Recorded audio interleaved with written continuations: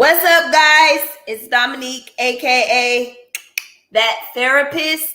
For those of you that don't know me, I am the lead clinician and CEO for a group practice known as Yellow Bird Counseling. Excuse me. What do? Well, our normal day-to-day operations consist of providing individual, family, couples, group therapies to adolescents, children, adults, seniors. That's what we do on the day-to-day in the states of Alabama, Louisiana, Mississippi, New Jersey, and Idaho. Soon to come, more states, thanks to the counseling compact. So that'll be sometime later in the year, beginning of next year, whatever. But definitely those 5 states as it stands right now. You're probably wondering, well, what you doing here on social media? Well, okay, so the other part of our practice, our brand, the whole entire thing is to break the stigma that surrounds mental health and wellness. And the way that we do that is every Thursday evening at 8 p.m. Central Standard Time, which is 6 p.m. Pacific, which is, I guess, 7 p.m. Mountain, which is 9 p.m. Eastern. We discuss topics that the general population can relate to and tie it back to how we can all, including me, including the rest of my therapists, benefit from having a therapist outside of just having a mental illness. Because you know how the stigma go. Oh, something got to be wrong with me, or I ain't crazy, or all of that. That's why people think you go to a therapist because something's quote unquote wrong with you, or because you quote unquote crazy. Well, that can't be farther from the truth. In fact, if you was for real crazy, the way that it is defined in the Webster dictionary, or the Merriam, or the Oxford, or whatever the dictionaries are, you had to be deranged. If you're at the point of being deranged, coming to outpatient therapy ain't gonna touch you. You're gonna need way more than coming to see me or any of my therapists on staff or any of my interns once or twice a week. You're going to need way more than that. So if you are crazy, quote unquote, you're not coming to see us. You are probably somewhere in somebody's institution. Okay? So we help the general public. People may or may not have a mental health diagnosis, but they definitely are not crazy. So we'll say that. And so we educate you all in the reasons that people seek therapy and or counseling on a weekly basis. But the past few weeks, what I've been doing is introducing my team, because we have been expanding exponentially, and I cannot thank y'all enough for your referrals, sending your friends, sending your family, sending your co-workers.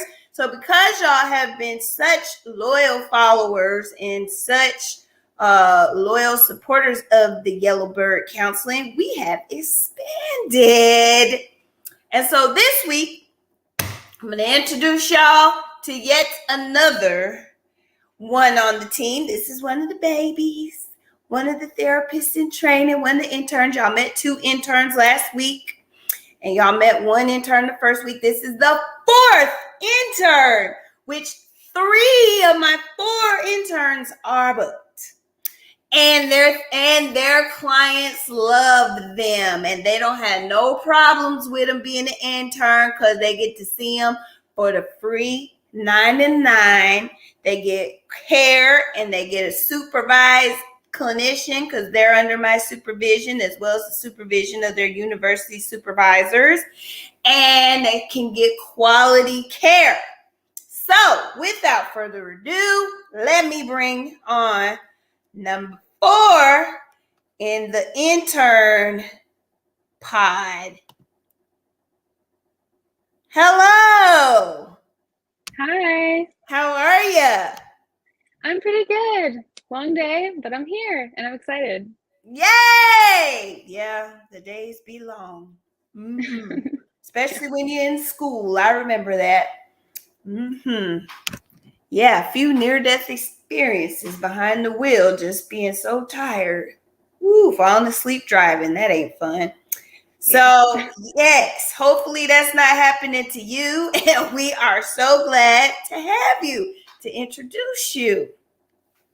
Thank you. I'm excited to be here. Yay! Awesome. So this is real laid back. Everybody's real nice. We're just gonna ask you some normal questions that either maybe I might ask on an interview or that clients may ask when they're trying to figure out who might be a good fit for them. So that's what we're gonna do this evening. So the first question, tell us a little bit about yourself. Okay. So I'm Ellie. That's actually short for Elliot. My full name is Elliot.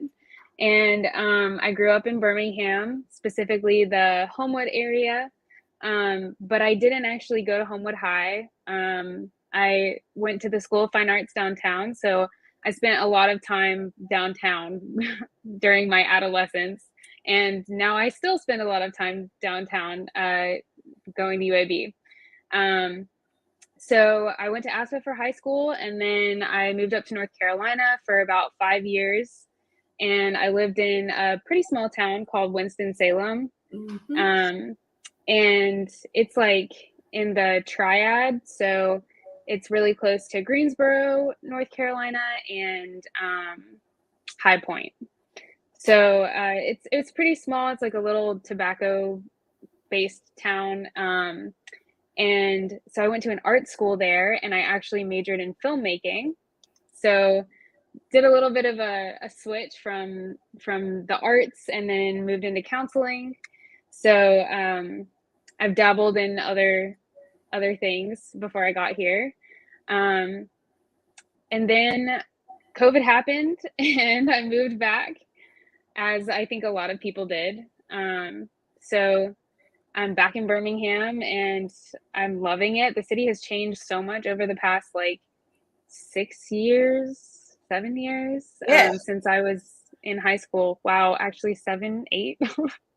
um, but yeah, I'm really enjoying Birmingham now, and I'm so glad to be at Yellowbird. So that's a little bit about kind of like my trajectory and how I got here. Cool. So that's good. Kind of tell us that'll lead us pretty nicely into the next question. Tell us why do you want to become a therapist? Yeah, so the arts were kind of a really big part of my life for a long time. And a big part of that is exploring the human condition. And I've always had an interest in people. And I feel like artists tend to have like really big stores of empathy. And uh, after COVID, I kind of had this like reckoning with myself. And I was like, I really could use this to help other people. So um, that's kind of what led me to counseling, or one of the things that led me to counseling. Another thing is that I was raised by lesbian moms, and being raised by lesbian moms, I had a pretty unique childhood, and um, I was always a big part of the LGBT community. They kind of like took me in, um, and so as I was growing up, like being surrounded by the LGBT community, I was aware of a lot of the really unique struggles that a lot of LGBTQ people face. And it made me really want to be a support system for that community. And since I kind of grew up in it, I have a pretty good like idea of I know a lot about the community. So um, yeah, I just thought that's why I'm so happy to be at Yellowbird. It's because that's also like a big part of your mission. So Yeah. I I love don't know that. if I fully answered that question, but Yeah. Yeah. And so kind of to go on that, because that's a really interesting um dynamic that you have. And then there's, we got, since we do break the stigma, that is our thing. Tell us, did that being raised by two moms, does that give you any more of a uh you personally, I know you can't speak for everybody, but a propensity to be a part of the community or what? well, I mean, I don't identify as like gay or lesbian or and I'm a cisgendered female, cisgendered heterosexual female. So, I mean, no, it's not like being raised by gay women like made me gay or anything like that. But so not in that way, but in terms of, I guess, like being raised by them. I had a wonderful childhood, and I was like raised by this beautiful community of LGBTQ people. So it did definitely like shape me as a person. And also, my parents kind of raised me in the Unitarian Universalist Church, which is a very like open, non denominational sort of environment. And so I was exposed to a lot of different cultures.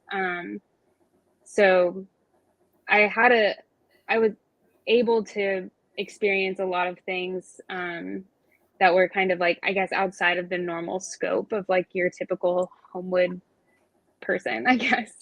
Yeah, that's good. I'm glad you said that, because people swear up and down, oh, if you gay, it's gonna rub off on your children, and it's going, and then the community's just gonna prey on you and make you gay and all sort of craziness. Now that's crazy. If we want to talk about crazy, that type of thinking is real crazy.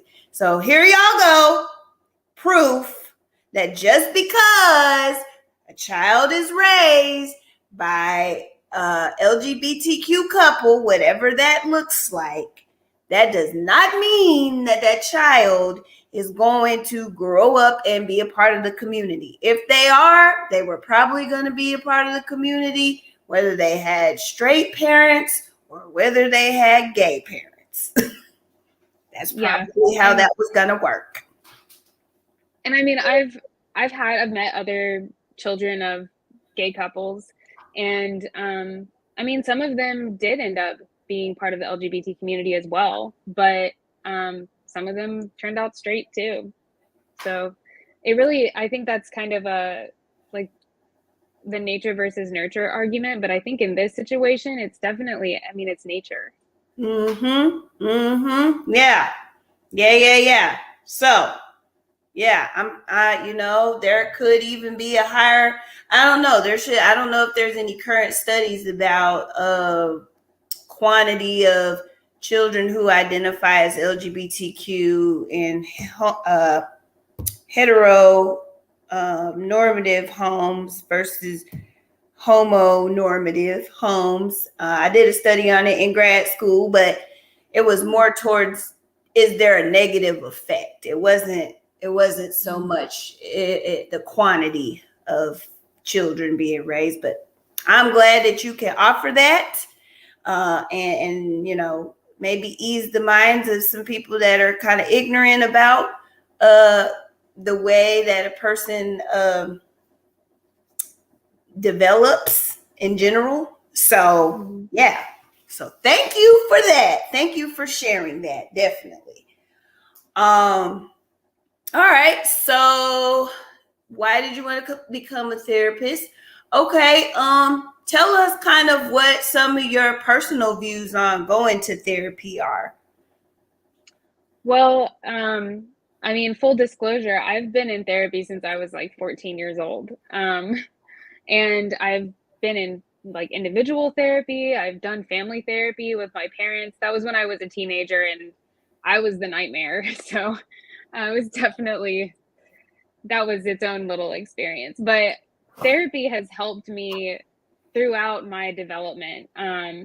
And I mean, my personal views on therapy in general is that it's a journey towards wellness. And it's just a continuum it's a continual process, and we're always on that journey. Um, and therapy just really kind of helps give you the tools to move further along on that journey. Um, so I mean, I'm an advocate. I think everybody should be in therapy. It absolutely can't hurt you. If anything, like, it can just allow you to reach your goals, your personal goals, realistic, concrete life goals. There are a lot of different things that you work on in therapy. It's not always like rehashing your childhood experiences or your relationship with your mom. Sometimes it's like, how do I write a resume? We can talk about all different kinds of things. Or, you know, there's some relationships in my life that I think could be better. How can I make them better? What can I do? What's in my realm of influence? Um, and so I think that therapy can help in so many different ways. Um, but like you said, you don't have to be crazy to go to therapy. Um, Even if you have a lot of really healthy habits and, um, you're really happy with your life, maybe there's some things that you could still be like improving, or different ways that you could learn to take care of yourself, just to kind of build that toolbox at your disposal, and uh, bring you along in your personal growth. Absolutely. Absolutely. Hit the nail right on the head. So, yep. Yep. Again, everybody, please share this live. Someone on your timeline needs to hear it. Shoot, you can click the share button, click the more options. You can even text the live link to your friends, or you can send it to them in their messenger, DM it to them, slide it in their inbox or whatever, so they can watch it later, because my interns are the bomb. They know a lot. They're very knowledgeable, even at their young professional development, and they're very, very good.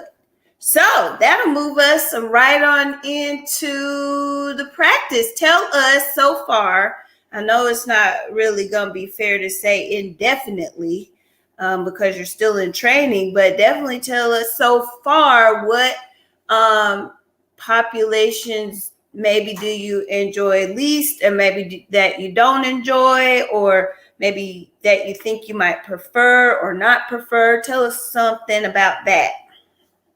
Yeah, for sure. I mean, in general, I'm open with working with any kind of client, whatever type of background or religious affiliation or whatever issue that they're dealing with. I would say that really, I think um, the only clients that I'm not super into is children. And it's not that I don't like kids. I do like kids. It's just counseling them is a little different. I'll hang out with kids all day, but counseling them is a little bit of a different relationship. And for some people that is their jam, and they should go for that. But it's just not my thing.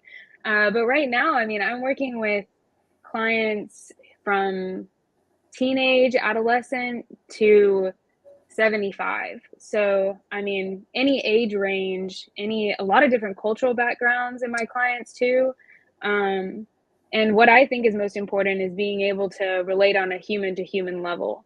Um, and, give that person the respect that they deserve, and communicate that empathy always, and just try to understand their experience. That's what's most important to me. And so I don't really have a particular population that I lean towards more. I mean, I guess in terms of, I mean, I love working with LGBTQ people, obviously. um, you could probably guess, but I would really like to work with more couples.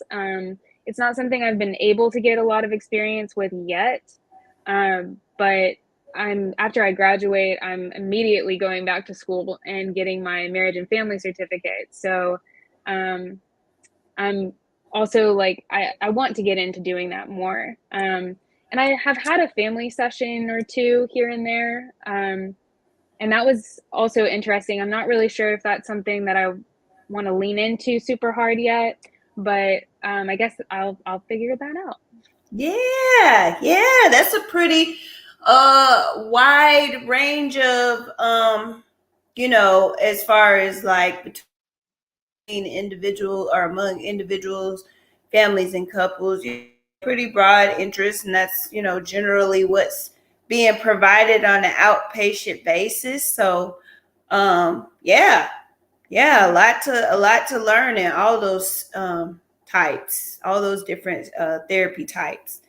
So tell us thus far, maybe some of the, if you have noticed any diagnosis that you're working with, um, maybe what the majority of those are looking like, or maybe the different types that you might be seeing as you're, working with your current clients. Tell us a little bit about that, so people that, if they need an intern, they can have an idea of maybe if what they're going through may be a good fit or something that they can feel comfortable coming to you about. Yeah, absolutely. So a lot of my clients, most of them, are experiencing complex trauma, usually from some adverse experiences that happened in their childhood and also more recent stuff. A few of my clients have recently gotten out of, but when we first started seeing each other, they were in abusive relationships, emotionally and physically abusive relationships. And I'm happy to say that all of my clients actually who were in those abusive relationships have gotten out of them. So I'm here for it. And I think that's a few of them, but also a lot of anxiety. I see a lot of anxiety, social anxiety, generalized anxiety, panic attacks, and also grief. A lot of my clients deal with grief. And that's something that, I'm really interested in learning more about. I've started leading the grief support group that meets monthly, and I'm really excited for the next one, which is shameless plug. It's going to be March 21st. So I guess grief, anxiety, depression, of course, that's a really common one, like in the general population, and depression and anxiety kind of come along together a lot of times. So, I see clients who are experiencing both. I see clients who are experiencing one or the other. But yeah, I think that's kind of the majority of them. I'm trying to think if there's anything else that's like that doesn't fall under one of those categories. But honestly, complex trauma is definitely the most common thing. Mm-hmm. And a lot of times when, a client is experiencing depression, or issues in their relationships, or issues with their job, a lot of the anxiety that they feel is related to a traumatic childhood experience. And that's kind of what it goes back to. And it's not always in childhood either. So any types of, I feel open to working with really a wide range of different concerns, but I think those are the ones that I've seen most commonly so far. Yep, makes sense. A lot of people, as they're getting more educated on trauma, or people only thought there was PTSD, which is a single occurring trauma. They're getting more into, I didn't even realize I was traumatized. I've talked to clients all the time that they just talk about trauma like it was this everyday life, and didn't even know that they were being traumatized because it was so normal for them to experience those things, which is sad. But so yeah, complex trauma definitely is going to be a big one, and under that umbrella there is, like you said, depression, anxiety, grief, lots of that. whether it's, by itself or with the trauma. So, yep, lots of good experience there. And all of Ellie's clients come to their sessions, and Ellie has a full load pretty much every week. So that is a real good sign. And then, like she said, a lot of her clients have left abusive situations, which, yay, that is definitely a large part of them being in therapy and having that therapeutic support. So, again, don't y'all be sleeping on my interns. They are doing real work. They're not playing with Lego blocks. They doing real work for free. Yep. So, all right, cool. So tell us thus far, again, not fair to say indefinitely, but what types of like modalities or theories are you seeing yourself drawn to as of right now? So right now, and I think that this is going to stick around, but I primarily use CBT, and that's cognitive behavioral therapy, and it's the most empirically proven technique, and it works with a wide variety of different issues too. So I think that's kind of my favorite right now. It's the kind of my go-to, but I take some techniques from DBT, which is dialectical behavioral therapy, and it's very similar, but dialectical means balance, and so basically accepting that two things can be true at the same time. And that incorporates like a lot of emotional regulation strategies, and that's typically the types of things that I pull from DBT, because emotions are hard, and a lot of times we don't really know a healthy way to deal with them, and so sometimes we become overwhelmed by them, or we choose unhealthy coping mechanisms because we don't know another way. So DBT is really focused on gaining those skills to be able to handle your emotions in a healthy way, and bring down, sometimes when you're feeling really anxious, you just need to ground yourself. So DBT strategies work really well with that. Also mindfulness, which kind of goes hand in hand with DBT, different mindfulness techniques. And I also like to do some strength focused and solution focused stuff. I think it's important to recognize your strengths, and a lot of times we overlook them. And it's really easy to see strengths in other people, but we don't think about our own and how we can best use our strengths to reach our goals. So strength focused work, and then solution focused work, which is what it sounds like. It's really centers around kind of problem solving and looking at the situation and through a different lens, and maybe kind of troubleshooting different solutions, and thinking about kind of the big picture and what are the barriers to our goals. And that includes some motivational interviewing as well. So yeah, I think that's in a nutshell. That's kind of what I lean towards. And I mean, depending on what the client enjoys, like sometimes I've used narrative therapy techniques. I have some clients who really enjoy writing and find that to be very therapeutic, and so narrative therapy works really well for them. And I think for me, that's my goal, is to meet you where you're at and kind of be able to adjust my therapeutic techniques to what works for you. So Yep. Love it. And for those of you that even therapists that think eclectic just means throwing something at a wall and seeing what sticks, no.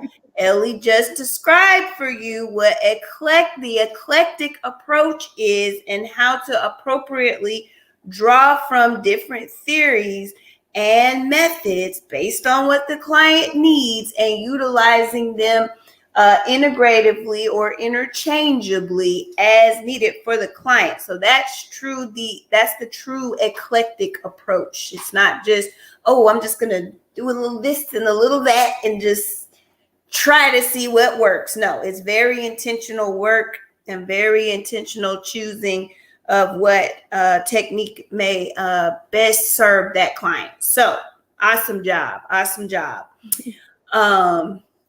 Let's see here.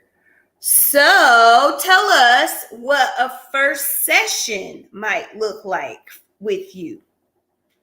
Yeah. So, well, I do virtual and in-person sessions, but actually a lot of my clients enjoy coming in person, and I like that too. I mean, I love my virtual clients too, but so the way that an in-person session would go is pretty similar to the way a virtual one would, but basically come into the office, you get comfortable. We kind of explain what you might expect in the first session, which is we talk about confidentiality and what you say here stays here. There are a few exceptions to that because I'm an intern, and the exception is Dominique.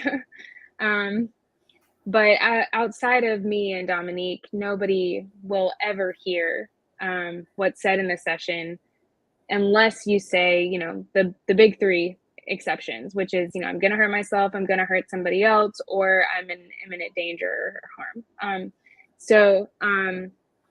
Yeah, so we go over the confidentiality stuff, and then I kind of just let you know that first session, we're going to talk through, you're going to tell me a little bit about your life. I'm going to try to gain some context.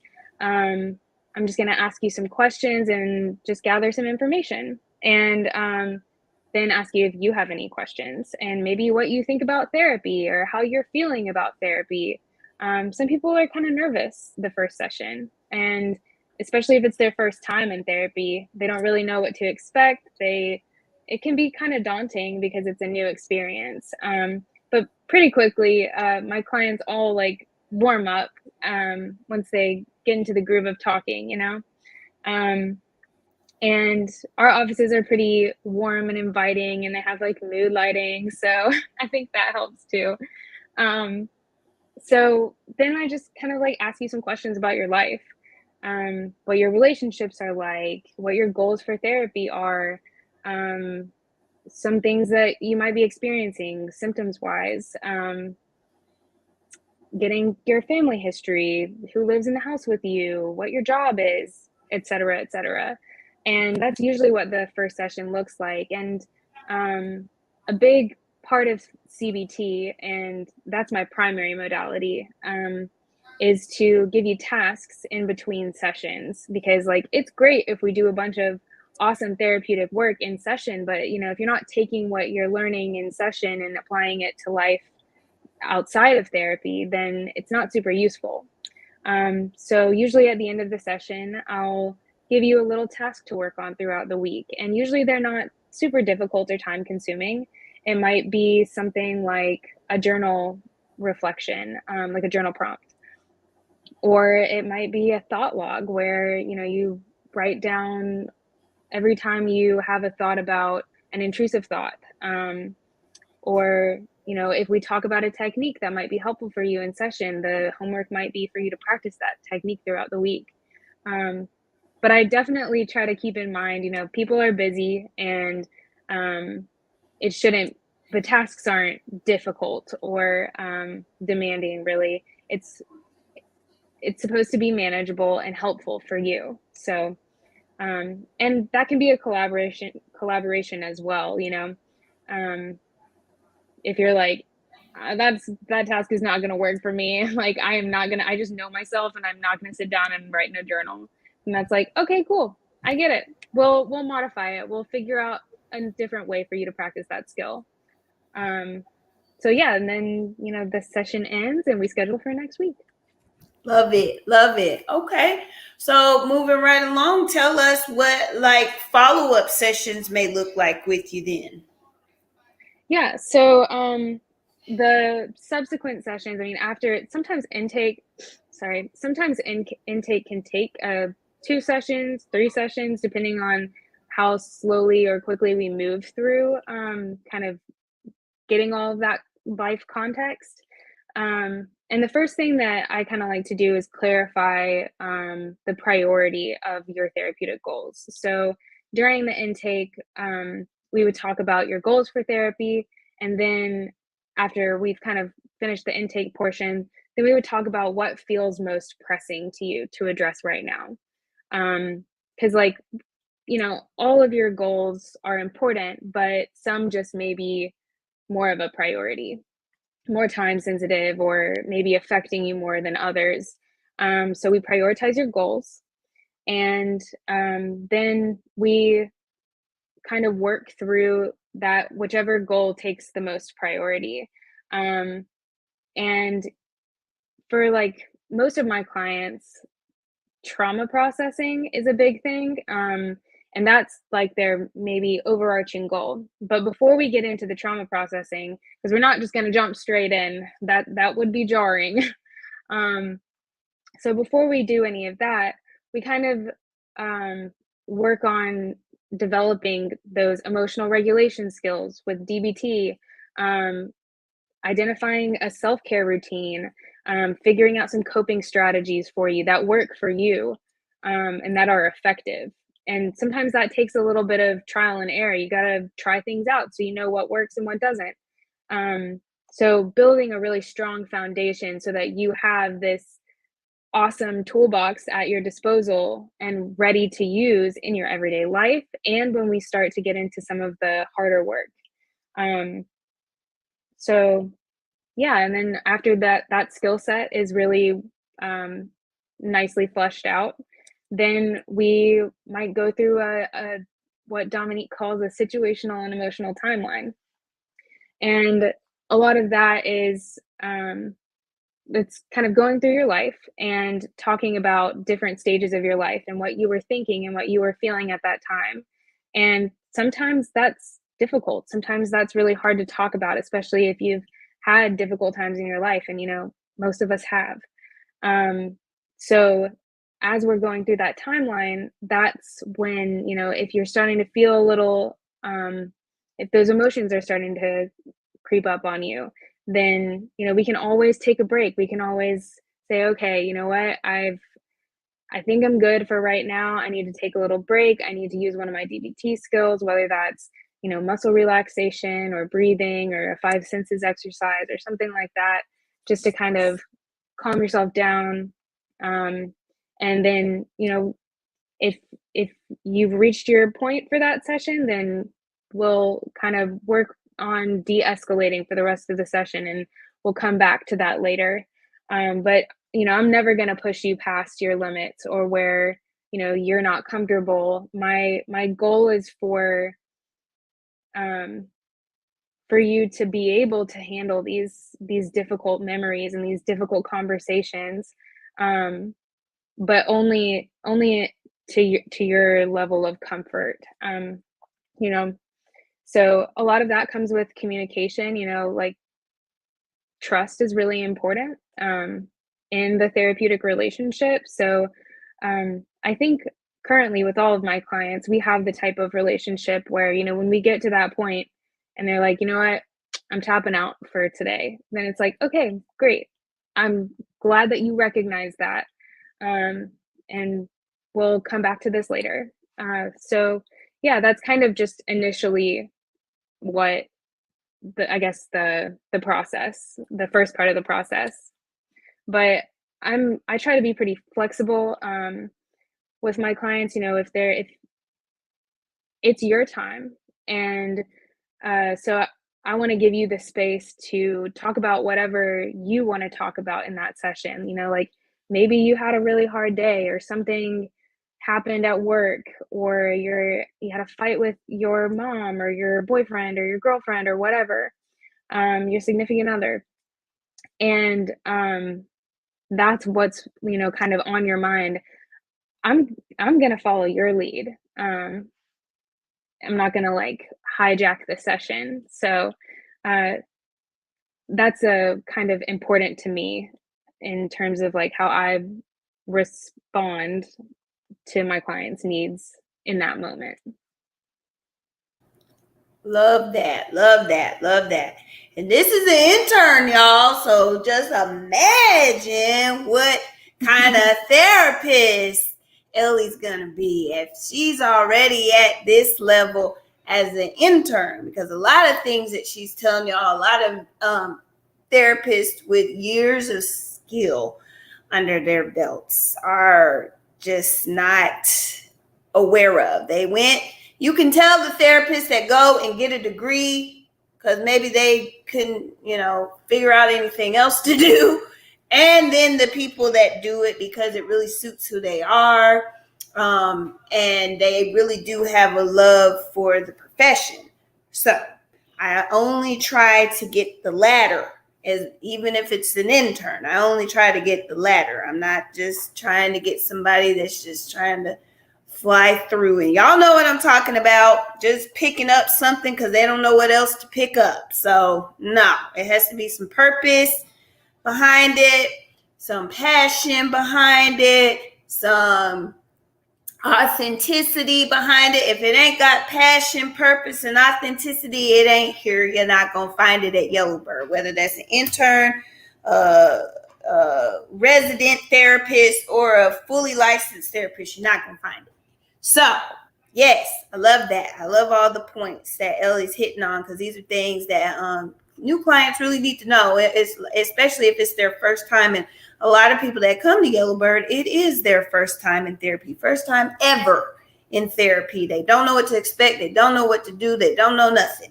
So we have people that kind of hold their hand, clinicians in training who hold their hand through that process. And Ellie has definitely described that she is one of those that's going to just be gentle with you and work at your pace. She has the knowledge for the structure, the skill set to help you work through those things, but definitely letting the client kind of let her know where to go and when to go there. So that's good. Love it. Love it. It's important with this work because it is very vulnerable, sensitive work at times and a lot of times. So good. Okay, let's see.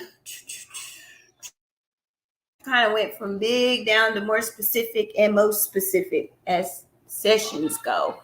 All right. I'm trying to think if I'm missing anything. Ask wise.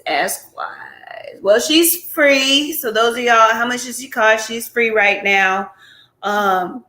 She has said she's gonna come on board with us when she graduates, so there will be a cost associated with that.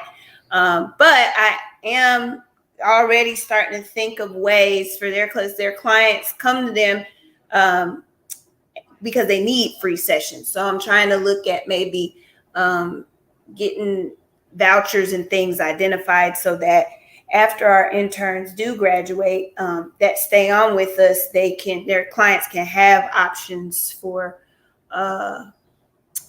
payment if they, still are in a position to where they can't pay it out of pocket. So I'm already thinking in that direction. So don't worry, guys. Don't worry. I'm going to ease the clients and the interns into them not being students anymore. So don't worry. But great. Okay, well, shoot. Tell us, is there anything else you may want potential clients to know? I guess just that it's my mission to be a safe space for you. I think that's most important because there's not going to be any judgment. And I think that's maybe what a lot of people are afraid of, is being judged. And I just want to, I guess, let my clients know that that won't happen with me, and that it's okay to cry, and it's a safe space to do that. And there's not going to be any eyes on you or anything like that. Like, I guess that's it. I want it to be a safe space for everybody. I think that's my main priority, and I feel like Yellowbird is that safe space for a lot of people, and I want to kind of keep that going. I love that. I love that. Well, you did a fantastic job. Hopefully, this was just painless. Yeah, this hour flew by. Yeah, it does that. We have a lot of fun and just again, this is a real laid back. We're just people being people. So, good, awesome. Well, thank you so much. I think, if I were a potential client, I would have most of my questions answered. And I'm sure the appropriate amount of follow up questions that would come during, a session. So, thank you so much for joining us and telling us about yourself. And hopefully, we'll see you more in the future for, some topics that maybe you're passionate about and want to share some education with us on. Yeah, absolutely. I would love that. This was fun. Awesome. All right. Well, you have a good evening. I'm not going to take up no Thanks. more of your time, but we will definitely talk to you soon. Sounds good. Bye. Bye. All right, so there y'all have it. I mean, y'all know I be trying to take care of y'all, and I do the best I can, and I'm very intentional. And as you can see, I have 4 interns. So definitely Yellowbird is not just about that green dollar, because we don't make any money off the interns at all. And I still have to pay for the operation of interns like I would for staff therapists. But for those of you that know Yellowbird, and you know the mission, Yellowbird was founded on free sessions. You already know that. It was founded on free sessions if you read the mission of the practice. So, giving back to the community and to the profession, I wanted to do simultaneously, and I was able to do that through the implementation of training interns. And I love it. So,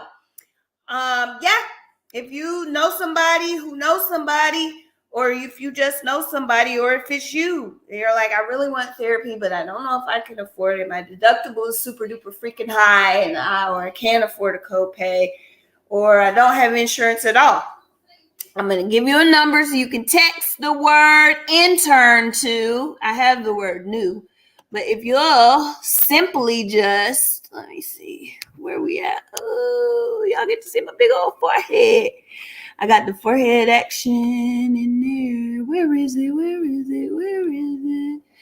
Oh, it wasn't. Okay. All right. So if you want to intern, text the word intern to this number, 205-964-5201. Again, text the word intern to 964 or 205-964-5201. Again, that's intern at 205-964-5201, and we will get you set up. We'll get you set up with one of my fabulous interns. Y'all, one of the interns told me today they got 28 clients. I was like, child labor law. No, they're adults, but they're babies in the profession. I'm like, oh no, I'm working the babies. I'm overworking the babies. But they're doing a great job, a phenomenal job, and they all seem to really love what they're doing. And so I try to support them in their passion and in their growth. And they say I'm doing a good job. I hope I am. I need to talk to their clients. Their clients don't ask to switch. Their clients don't express any concerns. And I leave that door open for clients if they ever have any concerns or if a therapist isn't a good fit for them. But so far with all of my interns, I haven't had that, which is phenomenal. I have clients asked to switch from staff more than I have had them to ask to switch from interns. So that's pretty priceless. I'm just saying, if I had the opportunity, I would take it. So definitely please share this live, share this live. So that the people in your sphere of influence, in your personal community can get what they need, and you have effectively joined the effort to breaking the stigma surrounding mental health and wellness by helping people know that mental health treatment is accessible to them. All right. Well, as y'all know or may not know, this month is Disability Awareness Month. So starting next week, we will be educating you on different disabilities that can directly affect your mental health and wellness and what to do about those things. So definitely continue to stay tuned with us the entire month of March as we talk about different disabilities and how that affects your mental health and wellness and how to manage and overcome those things. So, love y'all. See y'all next week, and we will talk soon. Bye.